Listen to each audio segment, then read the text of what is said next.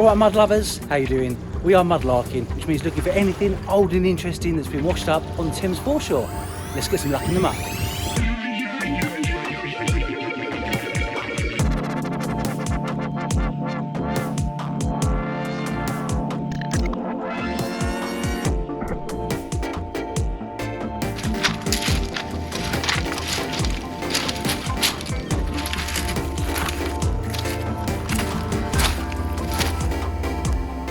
Do not adjust your sets. The Thames is really foggy this morning. You can barely see down the river. Got my mud buddy Nick with me today as well, so if he finds anything cool, let you know. He'll let me know. Let's get scraping.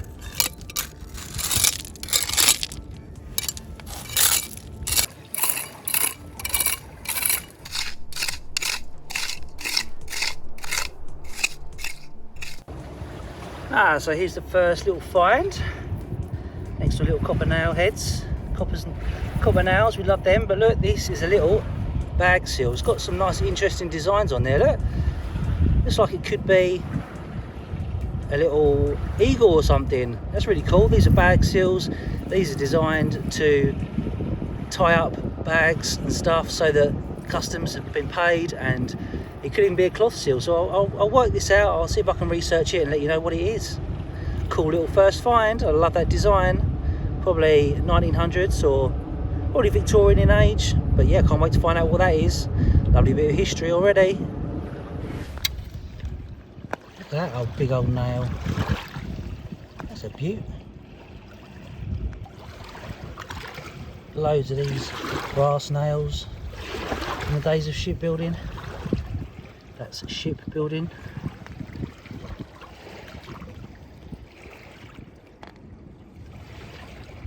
Along with lots of other iron bits and bobs. Big bolts.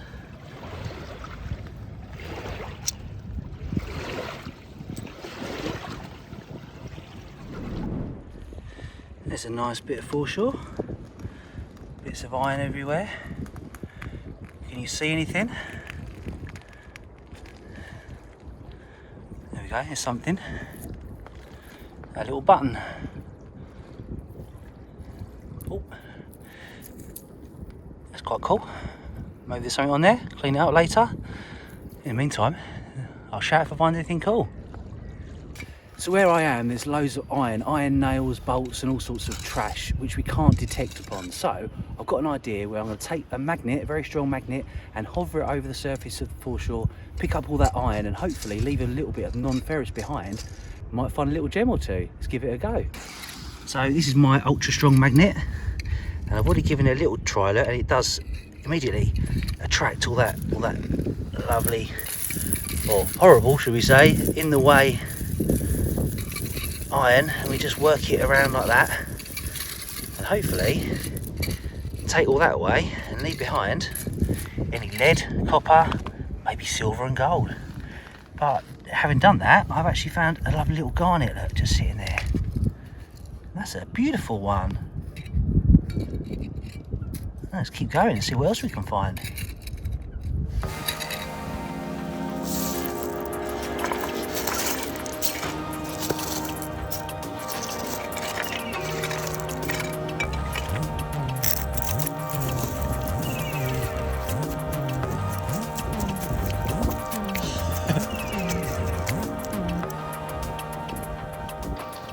So I've got Nick on number 2 magnet.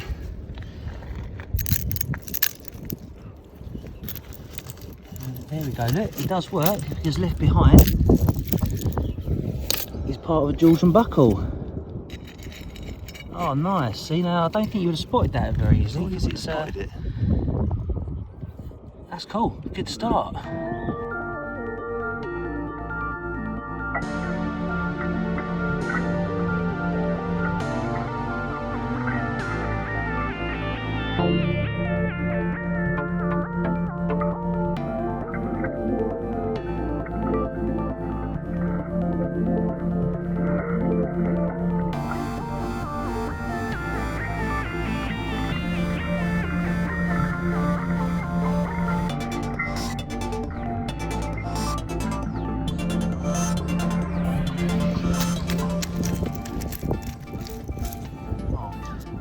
Definitely working well for the garnets, look. Getting the nice sized ones up today.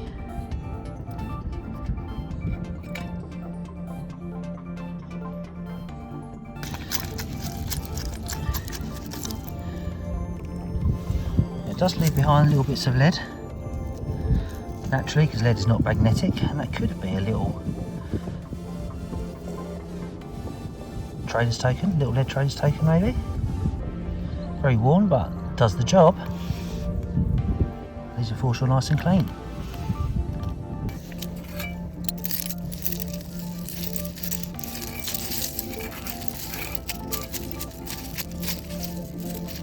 Well, you can see the amount of nails, you just can't see the wood for the trees, and I've cleared a little bit there, and you can just see how well this works, because that looks very much like a coin, and does that, and maybe even that, and here. So one little swoop of the magnet will tell you whether this, you see there, so they've been picked up on the magnet, so you know no longer to bother looking, or don't bother picking them up, because they're going to be iron and probably no good.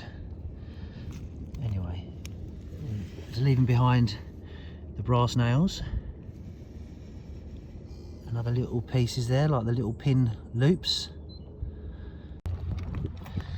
And there's a couple of pins there, and also I found this, which could very well be a loop, a pin tie that ties up a bundle of pins. So when you bought your pins, they come bundled up in a pack like that.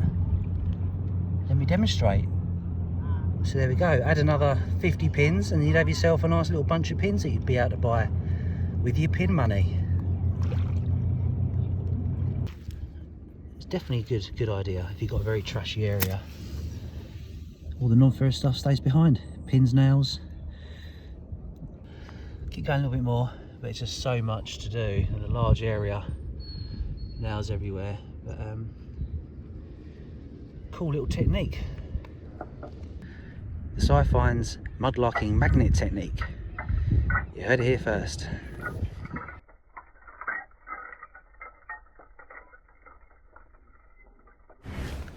Well, just down here, spot a little coin, hopefully. Oh yes. Oh, what is it? It's a worn Georgian. Oh, it's very worn. Oh, it's almost smooth. That's a shame. Ah, still cool little find, but shame it's got no detail on. Might be able to clean it and get an ID off it. Like George III.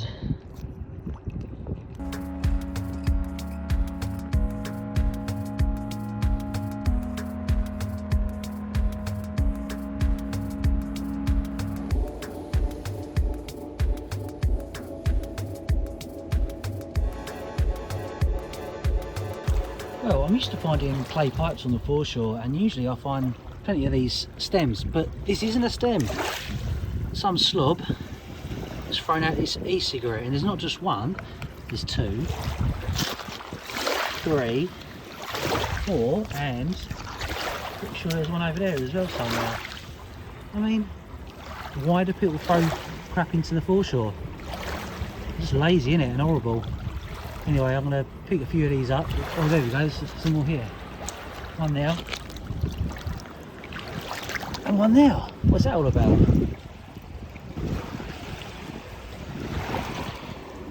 So, modern pipe stems.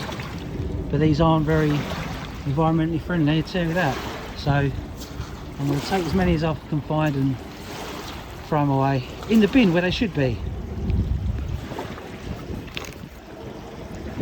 Well, hopefully not only am I doing good for the environment, it might give me a bit of karma as well. So pick up some plastic, hopefully find something good and old. Oh, that's interesting. Looks to me like a lovely old key. That's pretty cool. I think it's only Victorian. That's nice though. I wonder what that unlocked. Probably a door back in the day. Lovely. Well, that looks like a keyhole, doesn't it? I don't think it's going to fit What does it unlock? The secrets of the Thames. Lovely Egyptian geese. Hello. They're beautiful.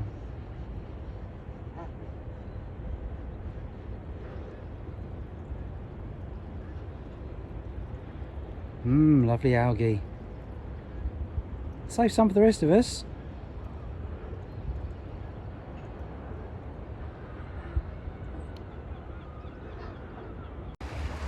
Well, I have found the plug for the Thames. Ha ha ha.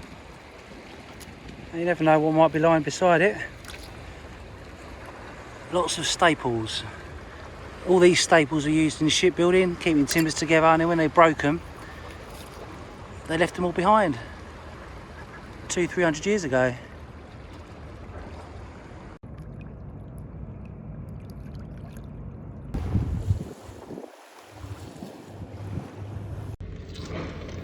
Well, we have here a little, what I think could be a quarter of a coin. It probably is, but it's extremely hard to ID that. Could even be silver, you never know. Although the fact that it's cut up like that suggests it could be a counterfeit. Might just be made of pewter or something like that. Probably never going to ID that, but I'll definitely see if it's silver or not. Well, there we have a little buckle, and when I say little, it is tiny. If it is indeed a buckle, but look at the size of that. I think that's the smallest buckle I've ever found. A little borrower would have had that around his waist. So Nick, you found something pretty cool, haven't you? Would you spotted that? Yeah, of course. That does look just like a rock, doesn't it? So, yeah, but that's a partifact. So that's a bust bit of cannonball. Cool. That's been shattered. Can you see the seam on the other side where it's been cast almost? Is that a I don't casting know. up? Is that just a bit of Oh yeah, mate. There's a Sometimes slight line round there, isn't there? Yeah, so that had been actually fired at something and exploded on impact. Yeah, or possibly. Well, they're so badly made, they might have just separate out. You know, if you've ever had any that you got home and then you get a little crack and it just, over time, it just opens up and falls apart. That's happened to me a couple of times, so it could be. Oh yeah, it could just broken just not very well made, you know, and it's just broken. Hence why it was chucked away, possibly. But cool. But we like to think this was broken in the heat of battle, don't we? Oh, absolutely, yeah.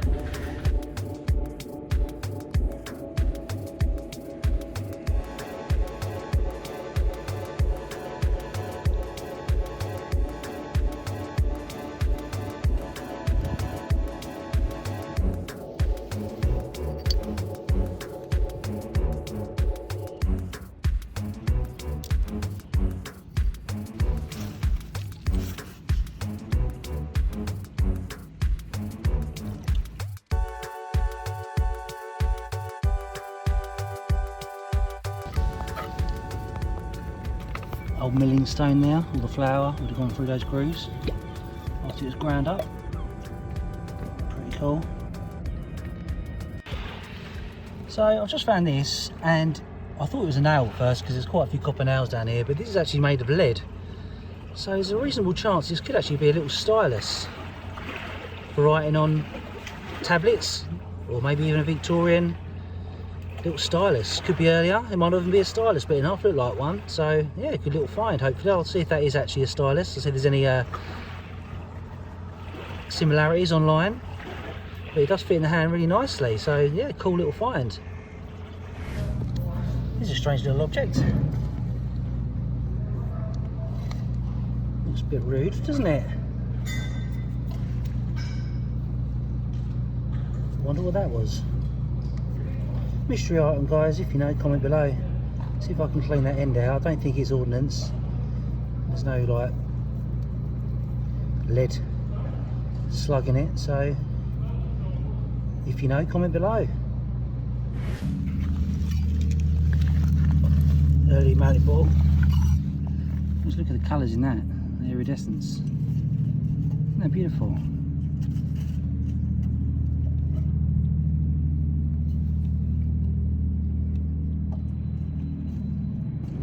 Well, Nick was getting in a paddy because he's not finding very much, but he's actually found a paddy. Well, hopefully. Hopefully. Looks like it could be. What do you reckon? Can you spot it, guys? Can you spot it? Well, we think it could be that. Looks like a contender, doesn't it? It's got to be. Yeah. Nice one. Cool. Well, it might be knackered under there, but no, I think it should be. Never know. Something worth there. Knock off the. Smash it up to see. It might be worth taking home and. Might be. Tapping Do that at home. with a I think that's a better idea. Lovely, Nick. Well done. Well, if you take the crust off and you find a maker's mark or whatever, let you know. send us a picture and we'll see if we can do a bit of research on it. That's awesome little find. They just got better. Yeah. Good. Well, I'm just having a little scrape around here and I saw something a bit unusual in shape and I've got a feeling it's a hammered coin. I can't believe it. I haven't found a hammered in ages on the Thames. You can just make out a little cross there on the one side. It could be a jeton, but then again, it does look silvery. So, oh, absolutely made up. Hopefully I'll be able to unfold that gently without cracking, although it's going to be a hard task. But we'll give it a go. And look who it is who's joined me down the foreshore. Bumped into Monica. Hello. And if you want to check out any of her awesome finds, Instagram will be along the bottom here. So go and check her out. But what do you think of that, Mon? Let's see. Oh my goodness, you lucky, lucky boy. I'm jealous. Officially, I think that does look silver, doesn't it? It does. I reckon it is. Not sure what the monarch is or anything at this point, but you can see a bit of lettering at the bottom. Can you see just it looks like a 6 from there. I don't think it is, but can you see right at the bottom? Yeah, or an S. Or an S or a G. Oh, waiting to find out. Yeah. Can't wait to clean it up and see what it is. That's going to be very exciting. So after a lot of research, I found out that this rare hammered silver coin is a 1 Stuber, minted in 1612. It was issued by Duke Albrecht Friedrich and Philip Ludwig during the 30-year War in the now German city of Cleve. This 500-year-old coin was probably lost by a foreign sailor and illustrates the vast amounts of trades happening along the Thames from all over the world.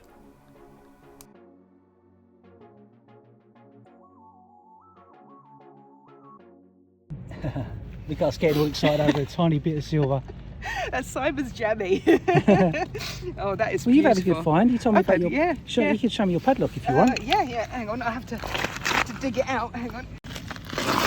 Well, there we go. Look, Monica's pulled out a lovely, chunky old padlock, complete with chain. Nice and greasy. And she tapped off a bit of the rust, Yeah. as you do, because it's encased in it. But there should be a beautiful maker's name behind that thin layer of rust there, and you can see the lovely brass rivets that go through. That'll be a pucker find, a pucker padlock.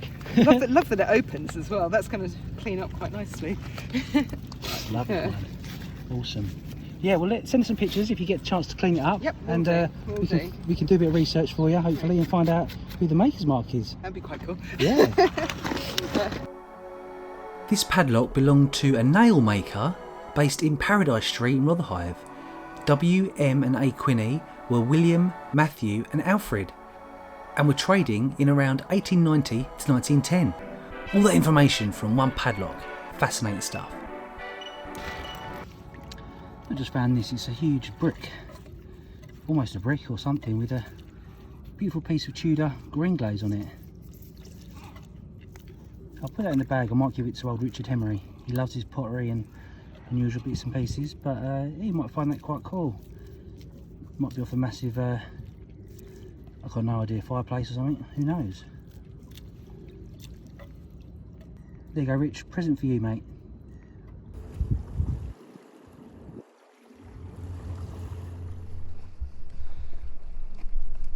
Can you see the find?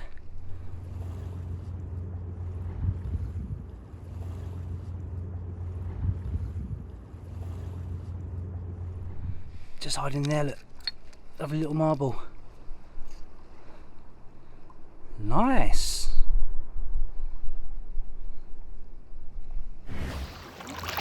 Well, tide's coming in, but might be a pipe.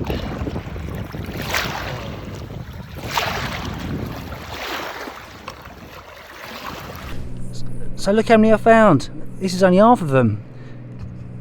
These are the modern cigarettes, e-cigarettes. compared to the lovely old traditional ones. I know which ones I'd rather keep. Which one would you rather have? I'm going to throw these in the bin and keep these lovely ones. Maybe make them into a wind chime again. If you haven't seen that video, check it out. Comes out really well actually. These work really well because they make a beautiful noise when they jingle jangle together. Cutting it fine. If you ever go mudlarking, you really got to watch the tides. We almost got caught out. That's as deep as I want it, so.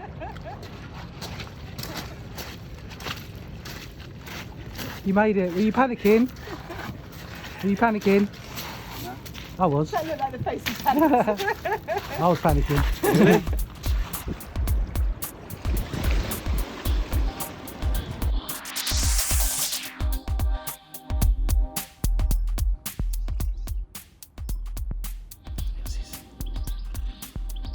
Scratch yourself now, you're on camera. Here he is. Oh, fell over.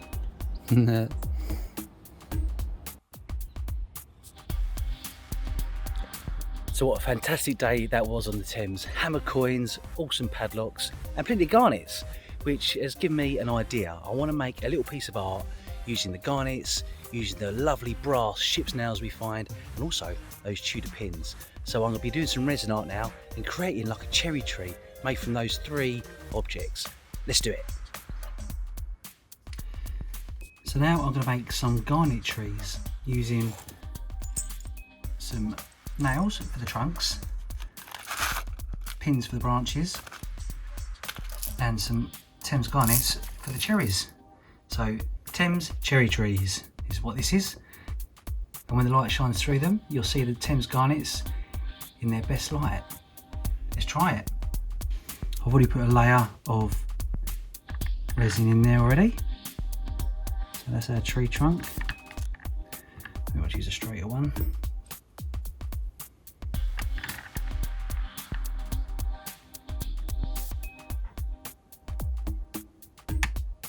It'll be slightly like that. Some pins. What I'm going to do, I'm just going to bend them slightly so they come off from the centre.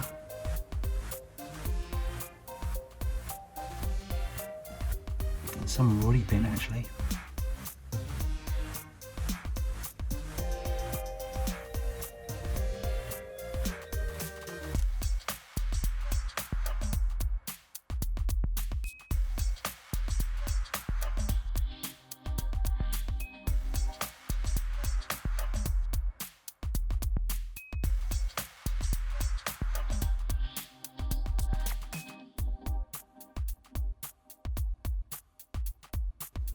So there we go, let's pour some resin in.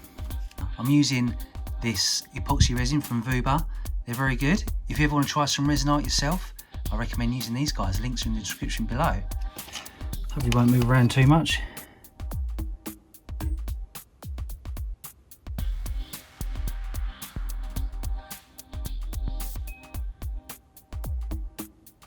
Cool.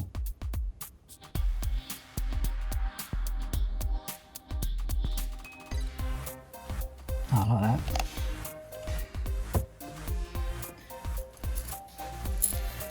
Now we're just putting a few of these garnets.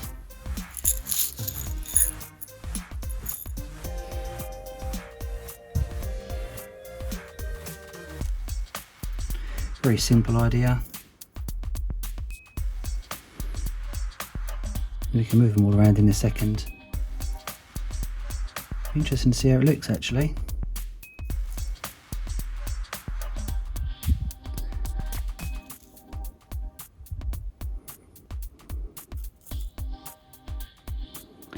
Put the more rougher ones in there because I like to give the more pure ones to people that can put them in jewellery.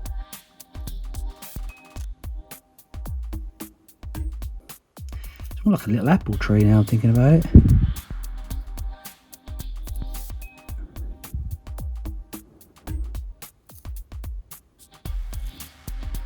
So let me just tidy that up and dry it out and I'll show you how it turned out.